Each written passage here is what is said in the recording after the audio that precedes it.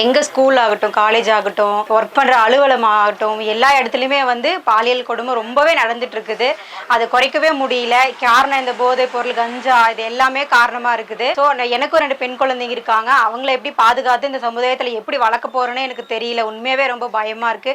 அந்த அளவுக்கு சமுதாயம் கெட்டு போயிருக்குது. எல்லா தாய்மார்களுமே சரி, எல்லாருமே வந்து தன் குழந்தைங்களுக்கும் சரி, நம்ம வீட்டுல இருக்கிற பெண்களுக்கும் சரி சொல்லிக் கொடுக்கணும். நம்ம வெளியே போனா நம்ம இந்த மாதிரி குட் டச், பேட் டச் எல்லாம் பண்றாங்க. அவங்க கிட்ட நாம எப்படி நம்மள பாதுகாத்துக்கணும், எப்படி அதுல இருந்து நம்ம ஜெயிச்சு போராடி வெளியே வரணும். அவங்க இப்படி பண்றாங்களே அதுக்காக நம்ம பயந்து ஒடுங்கி எல்லாம் வீட்டுக்கு இப்படி வெளியில போனா அப்படிலாம் நடக்குது, நம்ம வீட்டுக்குள்ளே இருந்தாலும் அப்படிலாம் ஒருபோதும் இருக்கவே கூடாது.